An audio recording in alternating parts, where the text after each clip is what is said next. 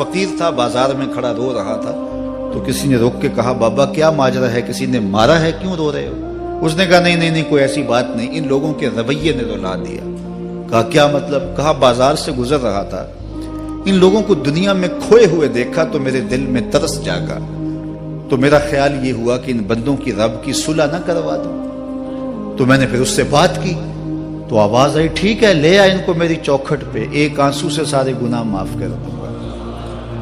میں بڑا خوش ہوا, میں ان سے بات کی, یہ الٹا میرا مذاق اڑانے لگے, جا بابا کام کر, تجھے کیا پتا دنیا داری کیا ہوتی ہے. تو وہ تو مان رہا تھا, یہی نہیں مان رہے, تو مجھے ان کے رویے پہ رونا آ رہا ہے. وہ کہتا ہے میں بخشنے پہ آمادہ ہوں, ہم تو مائل بکرم ہیں, کوئی سائل ہی نہیں, راہ دکھلائیں کسے, راہ رب منزل ہی نہیں, جلوائے طور تو موجود ہے, کوئی موسیٰ ہی نہیں. وہ تو کہتا ہے میں معاف کر دوں گا, لیکن یہ عجیب ہے کہ یہ آمادہ ہی نہیں ہے, یہ مان ہی نہیں رہے. تو مجھے ان کے رویے پہ افسوس آ گیا, ان کے رویے پہ رونا آ گیا, اس لیے میں رو رہا ہوں, ورنہ نے مجھے مارا نہیں, کوئی تکلیف نہیں پہنچائی. خیر اگلے دن وہی بزرگ قبرستان کے قریب سے گزرے تو دیکھا کہ وہ بابا قبرستان میں کھڑا رو رہا ہے. تو پھر رک گیا کہ بابا بازاروں میں بھی روتا ہے, قبرستانوں میں بھی روتا ہے, آج کیا ماجرا ہے؟ کہا آج بھی میرا ماجرا کل والا ہی ہے. کہا کیا مطلب؟ کہا کل بازار سے گزر رہا تھا, ان کو دنیا میں کھوئے ہوئے دیکھا, میرے دل میں ترس جاگا, تو میرا خیال ہوا ان بندوں کی اور رب کی صلح کروا دوں. تو وہ تو مان رہا تھا, وہ بندے ہی نہ مانے, تو آج میں ادھر آ گیا. میں نے کہا چلو ان سے بات کرتے. آج میرا خیال یہ ہوا کہ قبرستان والوں کی اور رب کی صلح کروا دوں. تو کہا پھر آج کیا بنا؟ کہا آج یہ مان گئے ہیں, وہ نہیں مانتا. تو صاحبو آج وہ مان رہا ہے, آج ہم مان جائیں.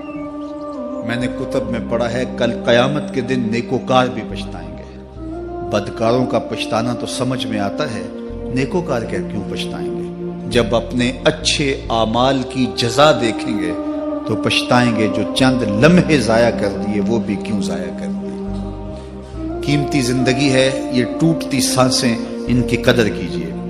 ایک بزرگ فرماتے ہیں کہ مجھے اس بات کی سمجھ نہیں آتی تھی کہ جو قرآن نے کہا ان الانسان لفی خسر, بے شک انسان خسارے میں ہے.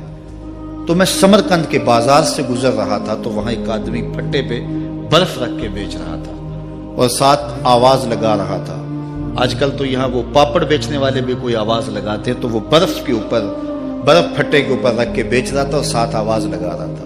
آواز کیا تھی؟ ارحمو ارحمو الا من یذوب راس مالہ, او گزرنے والوں میرے پہ ترس کھاؤ, میں ایسا تاجر ہوں جس کا راس المال پگھلتا جا رہا ہے. چونکہ یہ جو برف ہے ایسا سودا ہے جو گاہک کا انتظار نہیں کرتا. آپ کپڑا بیچتے ہیں, آج گاہک نہیں آیا, ہو سکتا ہے کل دعانے مہنگا بیچ لیں. آپ پیٹرول بیچتے ہیں, ہو سکتا ہے کہ کل پڑا 6 روپے اوپر چلا جائے, آپ کا لاکھوں کروڑوں کا فائدہ ہو جائے. لیکن آپ اگر برف بیچتے ہیں, آج نہیں بکی تو کل برف ہی نہیں ہوگی. تو وہ سل پہ برف بیچ رہا تھا اور ساتھ لوگوں کو دہائی دیتے ہوئے کہہ رہا تھا, او لوگو میرے پہ ترس کھاؤ, مجھ سے برف لیتے جاؤ, میں ایسا تاجر ہوں جس کا راس المال پگھلتا جا رہا ہے. تو کہتے ہیں جب اس نے یہ آواز لگائی نا تو میرے قدم رک گئے اور میں اس کے قریب چلا گیا اور میں نے کہا کہ مجھے ان الانسان لفی خسر کا ترجمہ سمجھ میں آ گیا. جس طرح تیری برف پگھلتی جا رہی ہے, میری زندگی پگھلتی جا رہی ہے. اور اگر تو اب برف وقت پہ بیچ لے, ان پگھلتی برف کو تو درہم کے بدلے, دینار کے بدلے, پارچہ جات کے بدلے, جنس کے بدلے فروخت کر لے تو فائدہ ہو جائے گا, 4 آنے تیرے ہاتھ لگ جائیں گے. اور میں بھی ان سانسوں کے بدلے درود پڑھ لوں, ان سانسوں کے بدلے سجود کر لوں, ان سانسوں کے بدلے قیام کر لوں, کسی دکھی کے سر پہ ہاتھ رکھ دوں, کسی پریشان کی پریشانی دور کر دوں تو میری سانسیں کام آ جائیں گی. ورنہ یہ ٹھہریں گے نہیں, سوئے ہوئے ہوں تو پھر بھی سانسیں ٹوٹ رہی ہوتی. تو ہم کتنی جلدی موت کی طرف بڑھ رہے ہیں, تو زندگی کتنی مختصر ہے اور ہم کتنے بے پرواہ ہیں. آنکھیں اس وقت کھلتی ہیں جب آنکھیں بند ہوتی ہیں, لیکن کیا فائدہ اس وقت کا.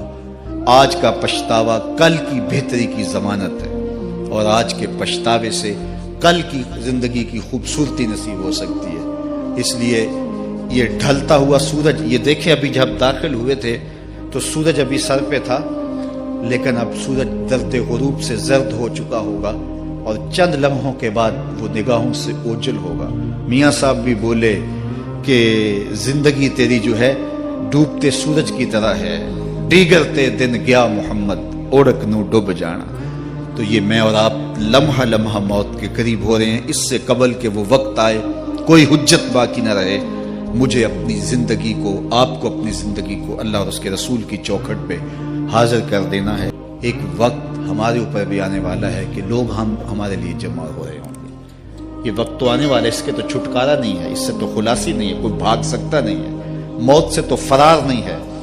تو آج وہ نہیں ہیں، لیکن ان کا سعادت مند بیٹا ان کی یادوں کے چراغ کو روشن کیے ہوئے ہے۔ ورنہ میں ایسے بیٹے بھی دیکھے ہیں جنہوں نے اپنی سکی ماں کا جنازہ نہیں پڑھا۔ آپ کہیں گے کوئی ایسا بد نصیب بھی ہو سکتا ہے، جنازگاہ میں گیا ہے لیکن وہاں جا کے کھڑا رہا ہے، جنازہ نہیں پڑھا۔ آپ کہیں گے کہ ایسا بد نصیب، میں نے کہا ایسے بد نصیب آپ نے بھی دیکھے ہوں گے۔ یہ کون سے بد نصیب ہیں؟ یہ وہ بد نصیب ہیں جنہیں جنازہ آتا نہیں، ساری زندگی لوگوں سے فراڈ کرتے ہیں، اور جب اپنی ماں مر جاتی ہے، اپنا باپ فوت ہو جاتا ہے، تو یہ فراڈ پھر وہ اپنی ماں سے بھی کرتے ہیں، اپنے باپ سے بھی کرتے ہیں۔ مجھے بتاؤ کتنا بد نصیب ہے وہ بیٹا کہ جو اپنی ماں سے، اور وہ بھی مرنے کے بعد فراڈ کر رہا ہے، اور اپنے باپ سے، اور وہ بھی مرنے کے بعد فراڈ کر رہا ہے۔ اور کتنا خوش نصیب بیٹا ہے کہ جو روزانہ اپنی ماں کے لیے دعا کرتا ہے۔ اور میں کہتا ہوں اگر بیٹا نمازی ہوگا، بیٹی نمازی ہوگی، اہتمام سے دعا نہ بھی کرے، دن میں کتنی مرتبہ کہے گے ربنا اغفر لی ولوالدی، اے اللہ مجھے بھی بخش دے، میری ماں کو بھی بخش دے، میرے باپ کو بھی بخش دے۔ اور جب بندے ہاتھ اٹھا کے دعا مانگتے ہیں، اللہ خالی ان ربکم حیی کریم یستحیی من عبدہ اذا رفع یدیہ ان یردہما صفرا، تمہارا رب حیا کرنے والا، سخی ہے، کریم ہے۔ بندے جب اس کے سامنے ہاتھ اٹھا کے دعا مانگتے ہیں، اللہ فرماتا ہے مجھے شرم آتی ہے ان کے اٹھے ہوئے ہاتھ خالی کیسے موڑ دوں۔ انہوں نے میرے سے مانگا ہے، میں بھی نہیں دوں گا تو کس در پہ جائیں گے۔ میں ایک دیہاتی بات کرنا چاہتا ہوں، اتنے لوگ جتنے آپ یہاں بیٹھے ہیں، اتنے لوگ اٹھ کے کسی دنیا دار کے ڈیرے پہ چلے جائیں اور اس سے کچھ مانگیں، اور وہ دے سکتا بھی ہو، تو کیا وہ آپ کو خالی لٹا دے گا؟ وہ کہے گا ڈیرہ داری کی شان کے خلاف ہے کہ اتنے لوگ دروازے پہ آ گئے اور ان کو خالی موڑ دوں۔ تو جب تم اتنے بڑے ڈیرہ دار ہو اور تمہیں اتنی غیرت ہے کہ اتنے لوگوں کو خالی نہیں موڑتے، تو کریم خالی موڑتے؟ آؤ تو صحیح اس کی چوکھٹ پہ جھولی پھیلاؤ تو صحیح۔ پھر دنیا داروں سے مانگنا ہو تو ان کی زبان میں مانگنا پڑتا ہے۔ اللہ سے جس زبان میں مرضی مانگو، عربی میں مانگو، اردو میں مانگو، ہندی میں مانگو، سندھی میں مانگو، اقبال کے لہجے میں مانگو، سادی کے انداز میں مانگو۔ نہیں مانگنا آتا خالی ہاتھ پھیلا دو، وہ بند لبوں کی بولیاں بھی سنتا ہے۔ آؤ تو صحیح اس کی چوکھٹ پہ، اپنے ہاتھ پھیلاؤ تو صحیح۔ دنیا داروں سے مانگے تو ناراض ہوتے ہیں، خدا سے نہ مانگو تو ناراض ہوتا ہے۔ اللہ کل ما یابو بکم ربی لولا دعاؤکم، آؤ نا اس کی چوکھٹ پہ، دستے طلب دراز کرو۔ دنیا داروں سے مانگنے کے لیے وقت چاہیے۔ اس وقت تو صاحب سوئے ہوں گے، اس وقت تو ناشتہ کر رہے ہوں گے، اس وقت تو بیوی بچوں کے ساتھ مشغول ہوں گے، لیکن اللہ سے جب بھی مانگو، پچھلے پہر کنڈی کھڑکاؤ، در رحمت کھلا پاؤ گے۔ دن کو مانگو، رات کو مانگو، مانگو تو صحیح، وہ تو اتنا کریم ہے۔ اچھا بت کو سامنے کھڑا کیا ہے اور زلیخا ہاتھ جوڑے بت کے آگے پکار کرتی ہے، روزانہ سے شام کھڑی ہو جاتی ہے، یا صنمی یا صنمی، اے میرے بت، اے میرے بت، بچھڑا ہوا یوسف ملا دے۔ سحر دم تک پکارتی رہتی، عمر بیت گئی، چہرے پہ جھریاں آ گئیں، بڑھاپا طاری ہو گیا۔ ایک دن رات کا پچھلا پہر ہے، بت کے آگے ہاتھ جوڑے یا صنمی کا وظیفہ پڑھ رہی ہے۔ اچانک نیند کا جھٹکا آ گیا، زبان بل کھا گئی، بولی یا سمادی، یا سمادی۔ کہا جبریل جلدی جا، یوسف کے گھوڑے کا رخ موڑ دے۔ یا اللہ تجھے تو نہیں پکار رہی، وہ تو بت کو پکار رہی ہے۔ زبان بل کھا گئی، یا صنمی کی بجائے یا سمادی کے لفظ زبان پہ آ گئے۔ کہا جبریل اتنا عرصہ ہوا بت کو پکارتے ہوئے، اس نے کوئی جواب نہیں دیا، آج جیسے بھی اس کے لبوں پہ میرا نام تو آیا ہے، اگر میں نے بھی جواب نہ دیا، میرے اور بت میں فرق کیا ہوا؟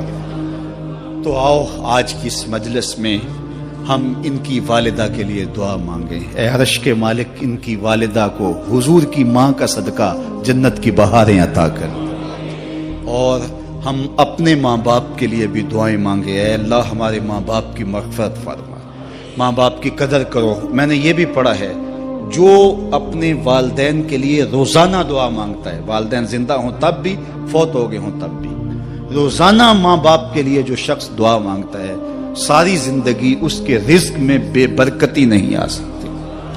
تو اپنے ماں باپ کو اگر زندہ ہیں تو قدر کرو، فوت ہو گئے ہیں تو ان کے لیے کثرت کے ساتھ دعا کرو۔ یہ گھنا سایہ ہے۔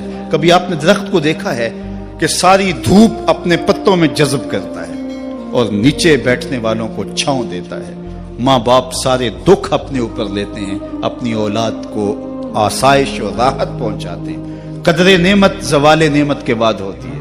جب نعمت پاس ہو تو قدر نہیں ہوتی، جب چھنتی ہے تو پتہ چلتا ہے کہ کتنی بڑی دولت تھی جو چھن گئی۔ میں تو آپ کیا، میری اور آپ کی حیثیت کیا، ماں کی کمی تو آمنہ کے لال نے بھی محسوس کی ہے۔ ایک دن حضور مسجد نبوی میں تشریف لائے، تا حد نظر صحابہ تھے۔ الحاوی للفتاوی میں امام سیوطی نے لکھا ہے، حضور کو دیکھا تو ادب سے کھڑے ہو گئے۔ بس یہ منظر دیکھنا تھا کہ چشمان اقدس سے آنسو چم چم جاری ہو گئے، اور حضور نے ایک ٹھنڈی آہ بھری اور روتے ہوئے کہا، لو ادرکت والدی او احدہما، کاش آج میرے ماں باپ زندہ ہوتے۔ انسان نے دکھوں کا دور دیکھا ہو نا، اچانک خوشحالیاں مل جائیں تو پھر انسان یہ آرزو کرتا ہے کہ میرے ماں باپ نے میرا وہ غربت کا دور دیکھا تھا، آج دولت کی چہل پہل بھی دیکھتے، آج میرے آنگن میں بہاریں بھی دیکھتے تو کتنے خوش ہوتے۔ اب حضور جب پیدا ہوئے تھے تو باپ کا سایہ سر پہ نہیں تھا۔ 6 سال کی عمر تھی، اپنی ماں کے ساتھ حضور مدینہ المنورہ گئے۔ واپسی ابوا کے مقام پہ حضرت آمنہ کی طبیعت خراب ہو گئی، اور انہیں لگا کہ یہ میری بیماری جان لیوا ہے۔ ام ایمن کو بلایا، کہا میرے بیٹے کو بحفاظت امیر قریش تک پہنچا دینا۔ پھر خود حضور کے سر پہ ہاتھ رکھا۔ سیدہ آمنہ سلام اللہ علیہا حضور سے کوئی باتیں کرنا چاہ رہی تھی، لیکن ضبط کے بندھن ٹوٹ گئے۔